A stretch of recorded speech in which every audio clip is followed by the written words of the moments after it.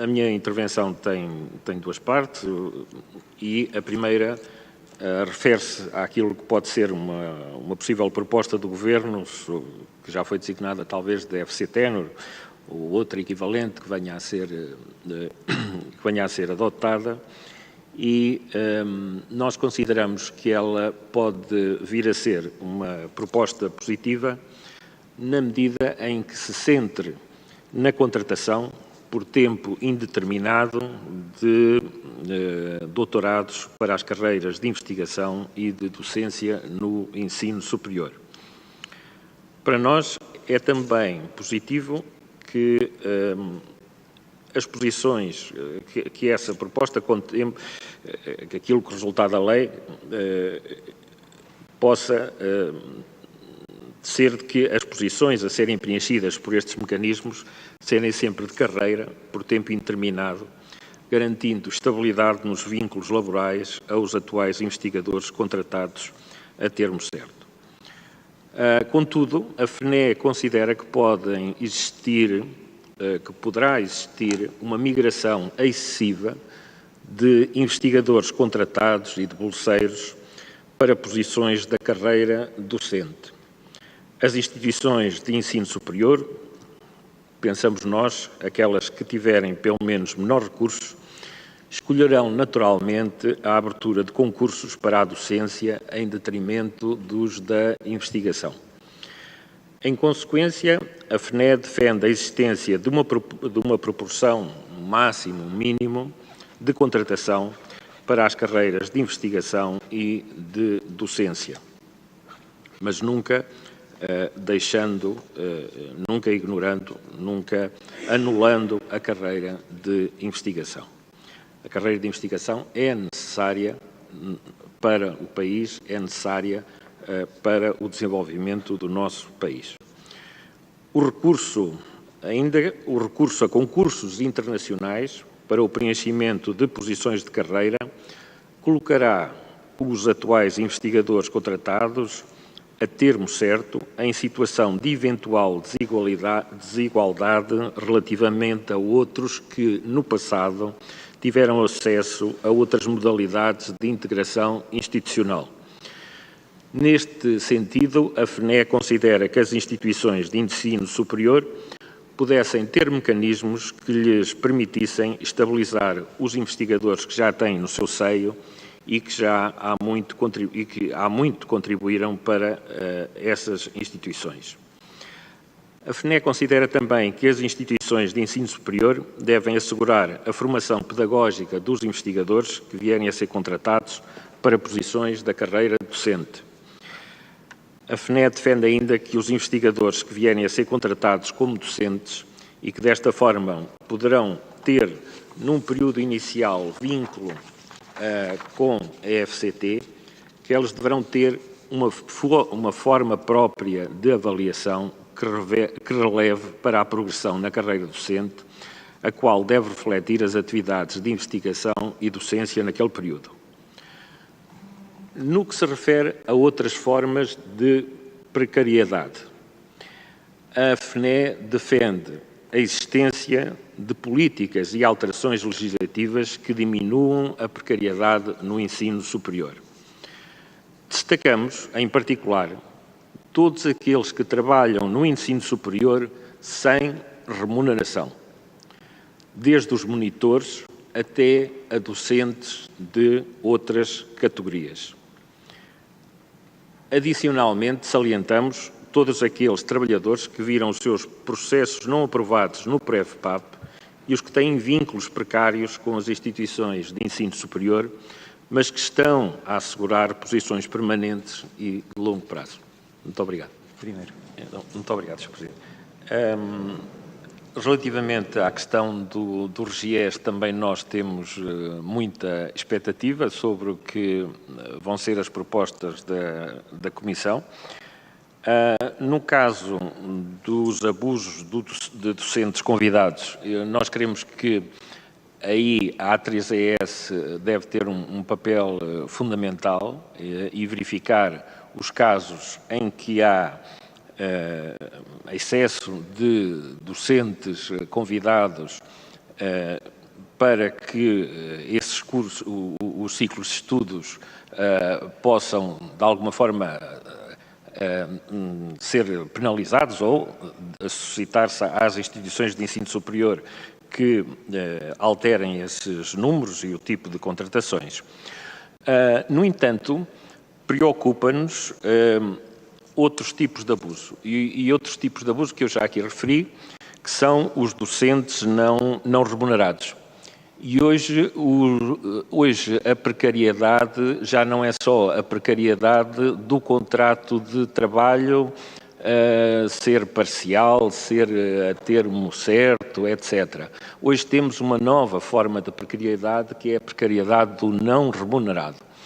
E é uma coisa que eu acho incrível, que é nós podermos ter o melhor aluno, os melhores alunos como monitores no segundo ano. E então, o que as próprias instituições de ensino superior começam por ensinar logo no segundo ano aos alunos é, se tu queres ser alguém na vida, começa por trabalhar gratuitamente. Okay? Portanto, isto é uma primeira, uma primeira mensagem que nós damos aos nossos melhores alunos.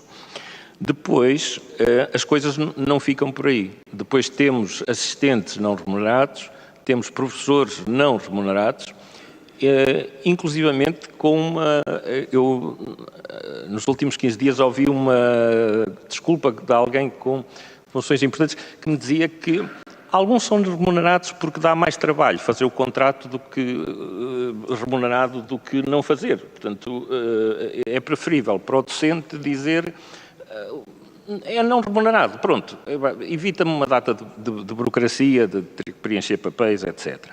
E, portanto, eu acho que estas não remunerações violam também outras leis e era importante que se percebesse nas instituições de ensino superior estes casos e, ultimamente, ainda há outra forma de não remuneração, que é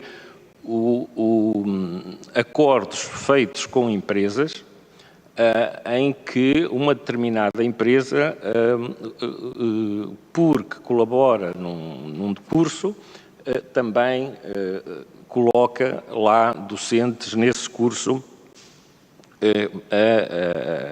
a lecionar. Portanto, há aqui uma série de casos que devem ser tidos em conta, nomeadamente as instituições, obviamente, que fazem o seu trabalho e adaptam os seus orçamentos, mas, de vez em quando, nós temos que, creio que o Parlamento, o Governo, etc., tem que legislar no sentido de evitar situações destas que, se calhar, há uns anos pareciam que estavam bem, mas que, perante um conjunto de leis que foram saindo, não é?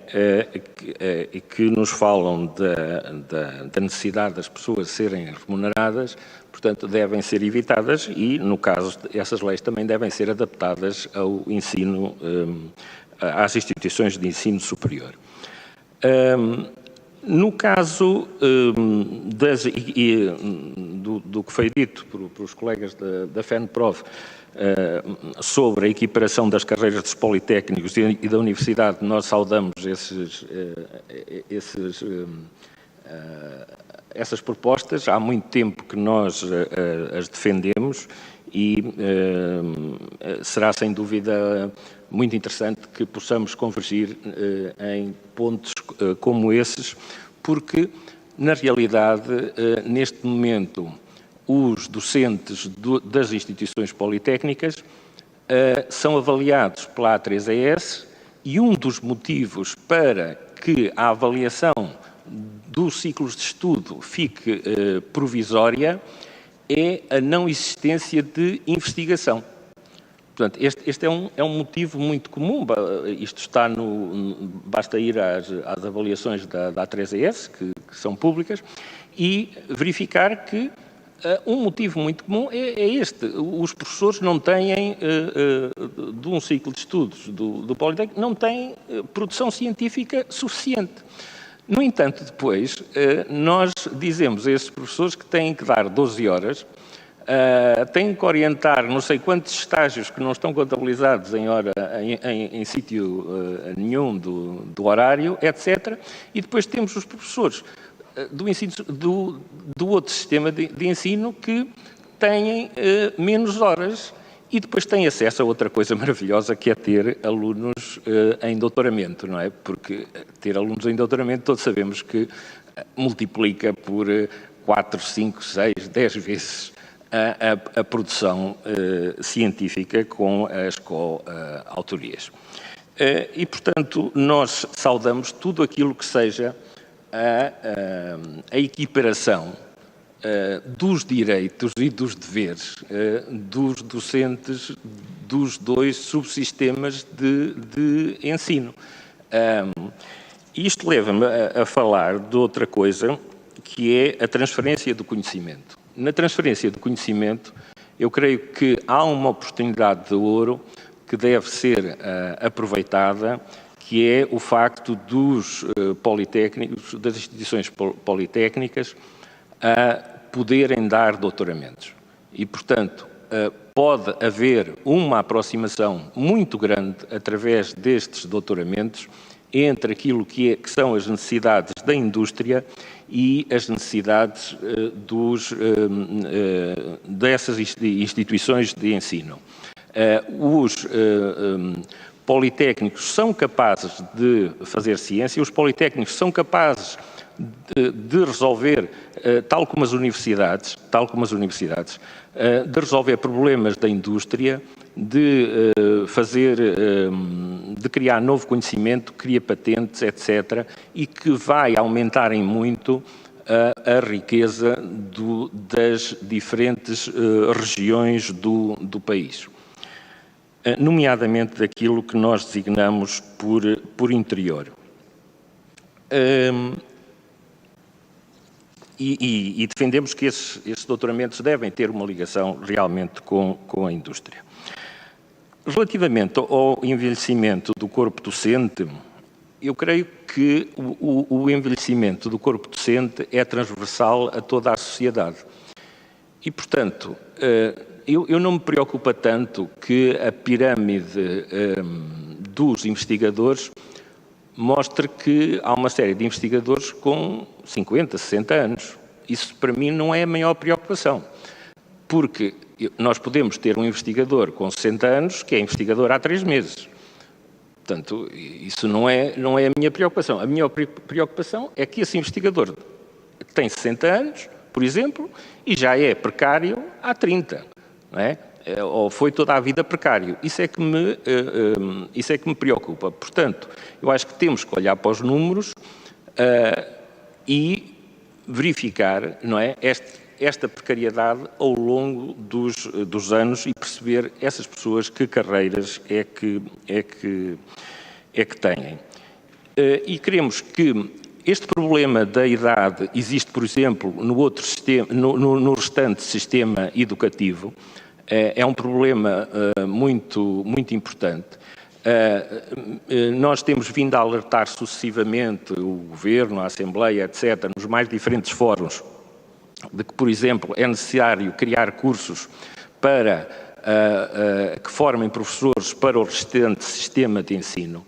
Neste momento, esses cursos estão muito concentrados no norte e no centro do país, e exigimos normalmente que haja uma migração dos professores formados de norte para sul, e depois é óbvio que esses professores o que tentam é voltar às suas regiões de origem. Portanto, nós queremos que este indicador do envelhecimento deve ser objeto de um maior debate mais amplo, que envolve muitos outros temas, como, por exemplo, seja a imigração, que políticas de imigração, que é importante que sejam tidas em conta. Relativamente àquilo que são as nossas preocupações da FCT Tenure, Já hoje manifestei na primeira intervenção, e há um aspecto importante que eu acho que, se vier a plasmar na lei, que resolve a situação e que não resolve, que é a questão de que os concursos poderem ser internacionais. Não é?